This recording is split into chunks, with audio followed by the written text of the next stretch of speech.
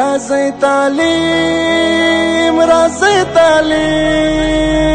راځئ تعلیم وکړئ او وروځئ ځامن په علم د دې هېواد د پوهنې وزارت په تېره اونۍ کې د پوهنې وزارت د تشکیلاتو ریاست اړوند د وړتیا لوړولو امریت له لوري د کابل ښار په شمول د هېواد د 14 ولایتونو د پوهنې ریاستونو تدارکاتي مدیرانو کاري وړتیاو لوړولو په موخه روزنیز ورکشاپ د ملي تدارکاتو ریاست د مرستیال شیخ عبدالرحیم رحیمي اداري لوی رئیس مفتي شفیع الله منصور او یو شمېر نورو مسؤلینو په حضور کې پرانیستل شو. د پکتیکا ولایت په سروبي ولسوالۍ کې 900 تنو بېوزلو زده کوونکو ته 3 میاشتني ژمني ښوونیز کورسونه جوړ شول.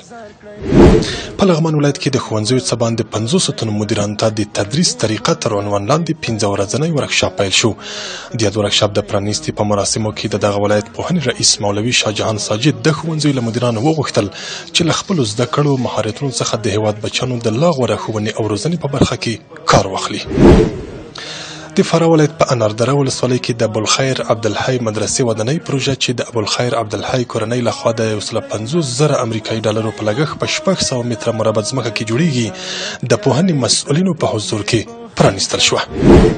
د بلخ ولایت د ښوونځیو 214 تنو مدیرانو او سرښوونکو ته د مسلکي وړتیاوو پراختیا تر سرلیک لاندې سیمینار جوړ شو. د یاد ولایت پوهنې رئیس مفتي محمد شریف عثماني دغه سیمینار ګټور وباله او له ګډونوالو یې وغوښتل چې د خپلو زده کړو مهارتونو څخه د هېواد بچیانو د ښوونې او روزنې کچې لوړولو په برخه کې ګټه پورته کړي. او وروستی خبر همدا چې د روان لمریز کال په مرغومي میاشت کې د میدان وردګ ولایت د دایمیرداد، نرخ، جلریز او بهسود ولسوالیو عامو خلکو له 10 بابه ښوونځیو سره څه د پاسه 3.5 میلیونه افغانۍ مالي مرسته کړې ده چې د ښوونځیو د لومړنیو اړتیاوو پوره کولو په برخه کې مصرف شوي دي. که پرمختګ غواړئ کړئ نسل مزین په